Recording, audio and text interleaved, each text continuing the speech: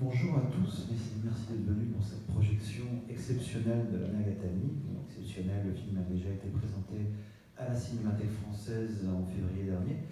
Néanmoins, nous avons pensé qu'il était préférable de le passer une deuxième fois pour ceux qui l'auraient raté ou ceux qui voudraient le revoir.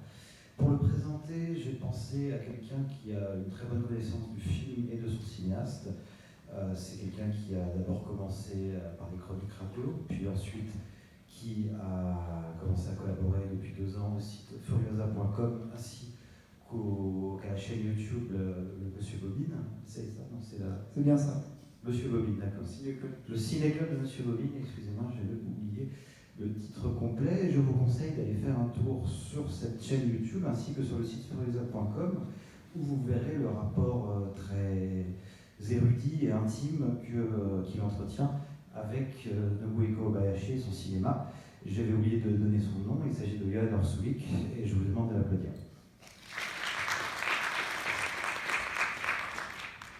Merci Clément Roger de m'avoir invité pour présenter ce très beau film. Donc, et merci à vous, à toutes et à tous, d'être venus à cette projection. Alors, on va faire une présentation très rapide, en 2 temps, parce que le film dure quand même 3 heures. Alors, pour faire simple, donc, le réalisateur s'appelle donc Nobuhiko Obayashi. Donc, c'est un cinéaste qui a démarré sa carrière dans les années 60-70 dans le cinéma expérimental et la publicité. Et en fait, il a été appelé par la Toho pour réaliser ce qu'on pourrait considérer comme une réponse aux Dans la mer de Steven Spielberg qui venait de cartonner alors aux États-Unis.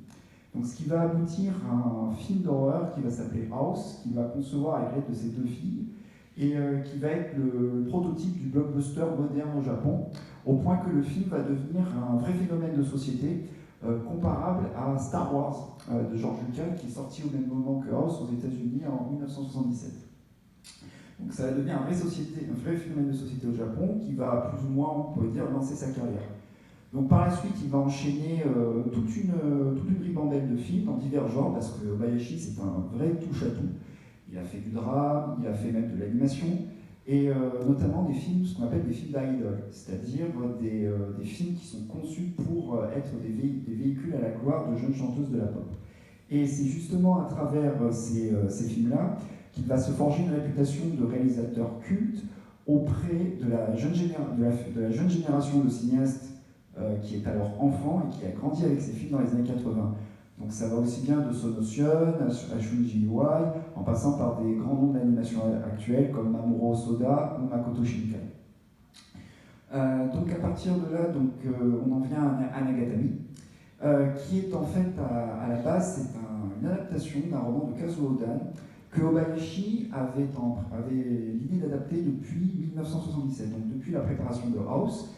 Il avait même écrit un scénario en parallèle de son film d'horreur, et les patrons de la Toho avaient décidé d'opter pour le film d'horreur plutôt que la fresque historique. Donc, ce qui a fait que le projet a été mis en berne pendant plusieurs décennies, jusqu'à 2017 pour être précis.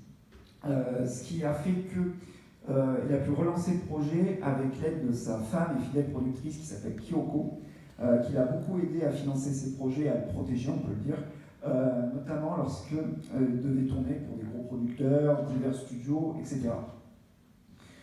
Donc le pitch, c'est quoi de Nagatami? Il est tout simple. C'est l'histoire en fait d'un adolescent qui s'appelle Toshihiko, qui vit en fait, c'est sa chronique peu de temps en fait avant la Seconde Guerre mondiale. Donc, pour info, il vit chez sa tante Keiko. Donc à partir de ce postulat, Nobuhiko Obayashi, il va construire une œuvre qu'on pourrait considérer comme une chronique douce amère. Vous allez suivre en fait le quotidien de Toshihiko et de ses amis juste avant l'arrivée de la Seconde Guerre mondiale. Donc c'est un va-et-vient, on peut dire amoureux, même d'amitié. Et à partir de ce postulat-là, vous allez retrouver en fait beaucoup d'éléments de l'œuvre d'Obayashi. Le principal étant que le film que vous allez voir en fait glisse très rapidement dans le fantastique. Vous allez retrouver des éléments qui sont propres aux sorciers, je ne vous en dis pas plus, ainsi qu'aux vampires, et qui est une figure d'ailleurs très présente dans son cinéma, et notamment depuis qu'il a été très marqué par un film de Roger Vadim qui s'appelle « Et mourir de plaisir ». Donc vous allez voir une version du vampire qui, on peut le dire, est une version du vampire saphique, qui est très éloignée du conte Dracula tel qu'il pouvait y avoir dans les années 60 avec la Hammer et Christopher Lee. Et donc à partir de ce schéma, vous allez voir un film qui paraît très anachronique dans sa description du fantastique, du merveilleux, etc. Et c'est donc une dimension anachronique que vous allez retrouver dans la mise en scène, puisque Obayashi, c'est un vrai expérimentateur. Il se considère encore aujourd'hui comme un cinéaste amateur. Et il a 3 obsessions stylistiques qui sont le cinéma muet, le film d'animation et le psychédélisme. Donc pour ce qui est du cinéma muet, ça va se traduire par des mouvements de caméra assez abrupts, des transitions complètement folles, on peut le dire. Vous allez voir d'ailleurs des transitions qui sont vraiment ingénieuses, notamment sur un tourne-disque et sur des transitions par balayage, c'est-à-dire des portes qui s'ouvrent et qui laissent place à une autre scène. Enfin, un truc complètement fou. Et pour ce qui est de l'animation et du psychédélique, ça va se retrouver au niveau de la couleur, même du côté très abstrait de l'ensemble. Et à ce niveau-là, donc Obayashi, ce qui est intéressant, c'est que c'est quelqu'un qui, dans sa démarche, on aurait pu le considérer à une époque comme, du fait de House, comme un mec un peu underground, mais en réalité, son travail sur le langage cinématographique se rapproche plus de cinéastes comme Robert Zemeckis ou le Peter Jackson de ses débuts, c'est-à-dire des cinéastes qui vont réintroduire des notions du cinéma d'origine dans la mise en scène à travers des œuvres qui sont de l'ordre du mélodrame ou du fantastique. Et pour Obayashi, pourquoi il utilise ça? C'est une raison très spécifique, c'est retranscrire par l'image les émotions, les pensées de ces personnages. Tout son travail consiste justement à ce que le spectateur ressente visuellement les émotions des protagonistes. Et donc à partir de ce postulat, il y a 2 manières de voir le film. Le premier, c'est que vous allez voir une chronique qui se suit comme un film de fiction. Jusqu'à ce qu'à la fin, je ne vous en dis pas plus, il y a un élément qui vient, même au début du long métrage, qui vient justement modifier toute la donne.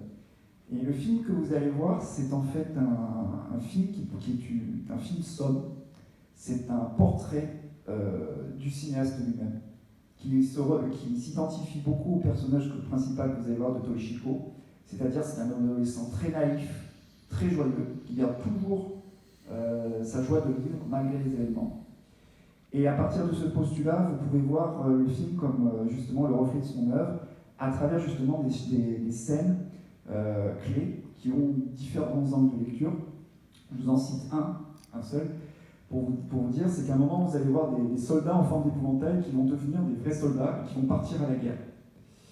Et ça, c'est une référence explicite à 2 choses. C'est l'enfance d'Obayashi pendant la Seconde Guerre mondiale, puisqu'il a été enfant, il a même perdu des proches à Hiroshima pendant le bombardement atomique. Et la deuxième chose, c'est que ça fait référence aussi à un film de Akira Kurosawa et de Ishiro Honda, qui s'appelle Rêve, dont Obayashi avait filmé le making-of. Et pour info, c'était un très grand ami à Akira Kurosawa et Ishiro Honda. Et à ce titre, on pourrait voir Anagatami comme une version longue du premier acte d'un film de Akira Kurosawa qui s'intitule « Je ne regrette rien de ma jeunesse », qui est un peu similaire dans le prologue avec ses étudiants qui vaguent à leurs occupations juste avant que le conflit atomique, la Seconde Guerre mondiale arrive. Et dernière chose, 2 petites dernières choses, c'est en même temps vous allez retrouver des références à des œuvres qu'il a réalisées, mais dans d'autres domaines, c'est aussi bien dans le domaine du cinéma, etc. La dernière chose, c'est au niveau du visuel que vous allez voir. C'est-à-dire que vous allez voir un film qui a un visuel très très marqué, avec beaucoup de couleurs très prononcées.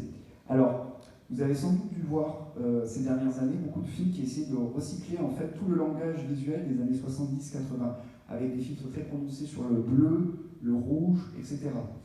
Et ce qui fait que ça donne une image qui est très froide du fait du numérique. Là, en fait, Obayashi fait entre guillemets objectivement la même chose, mais il parvient à contourner l'obstacle, c'est-à-dire avec un travail qui est beaucoup plus harmonieux, et au niveau de l'utilisation des fonds verts, parce que vous allez voir, les fonds verts sont très visibles, il va jouer sur un truc qui est la profondeur du champ. C'est-à-dire que vous allez voir différents niveaux d'image au sein même du plan, en fait, en plusieurs profondeurs. Ce qui fait qu'on n'est jamais vraiment perturbé. Et enfin, le film a beau durer 3 heures, c'est un film qui va sur un rythme très effréné, ça ne s'arrête pas pendant plus de 3 heures. Et si je devais conclure cette présentation, je dirais que c'est le film d'un homme qui a 81 ans, quand il a aujourd'hui, mais qui a toujours gardé sa jeunesse d'esprit et toujours sa manière d'envisager le cinéma comme un art thérapeutique, c'est son propre mot. Et enfin, donc, vous allez voir une rencontre entre le passé de ce cinéaste et le présent. Voilà. Donc je ne vous en dis pas plus, j'espère que ce film vous plaira et je vous souhaite une très bonne projection. À titre informatif, si vous voulez en savoir plus sur le film, je vous invite d'une part à lire les textes passionnants de Johan Orsulik sur le site furiosa.com et d'autre part le catalogue, si vous souhaitez lire Obayashi en personne, le catalogue Japonisme 100 ans de cinéma japonais est toujours en vente à l'accueil. Merci.